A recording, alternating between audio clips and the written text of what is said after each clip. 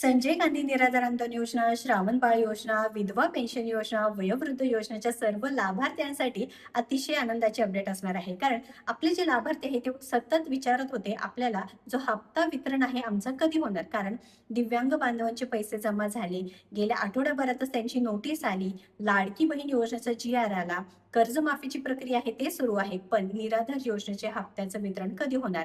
तर तुमच्यासाठी अतिशय उपयुक्त माहिती असणार आहे. कारण ही जी ऑफिशियल वेबसाईट आहे त्यावरती नोटीस जे आली आहे. ती नोटीस काय आहे आपण लगेच 2 मिनिटात बघून घेऊया.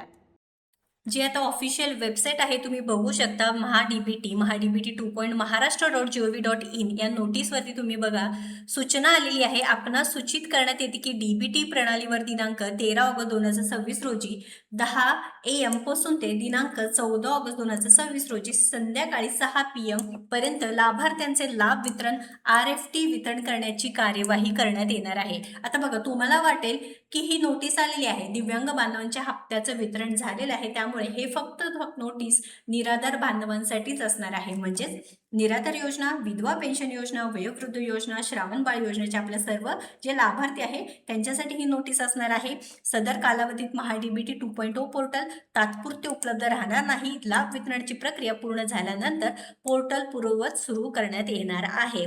तर खूप दिवसांपासून आपण जे वाट पाहत होतो आता आनंदाची अपडेट असणार आहे. मग तुमचा पुढील प्रश्न असणार आहे 13-14 तारखेला जे वितरण आहे म्हणजेच काय की लाभार्थ्यांचं लाभ वितरण RFT किंवा जे काही वितरण करण्याची कार्यवाही ते करण्यात येत आहे. मग नेमकं आमच्या खात्यामध्ये पैसे कधी जमा होतील? हे बघा लाभार्थी मित्रांनो, 13-14 तारखेला हे काम झाल्यानंतर लगेच 15 तारखेला तुमच्या खात्यामध्ये हप्त्याचं वितरण होऊ शकतं किंवा परत सोमवारपर्यंत लाभार्थ्यांच्या खात्यामध्ये 1,500 रुपये येणार आहे. म्हणजे 17 तारखेला. आता तुम्ही म्हणाल 15 ऑगस्टला सुट्टी असती, मग पण ही ऑलरेडी कामं सुरू झालेली आहेत. म्हणजे 13-14 तारखेला ऑलरेडी ही कामं सुरू झालेली आहेत. त्यामुळे तुमच्या खात्यामध्ये पैसे येण्यास कोणतीही अडचण येणार नाही. त्यामुळे माझ्या मते तरी जसं लाडकी बहीण योजनेला याआधी सुद्धा 26 जानेवारीला हप्त्याचं वितरण झालं होतं, तसेच आता उशीर करू नका. कारण निराधार बांधव अनेक दिवसांपासून वाट बघत आहेत आणि हा फक्त हप्ता जुलै महिन्याचा असणार आहे.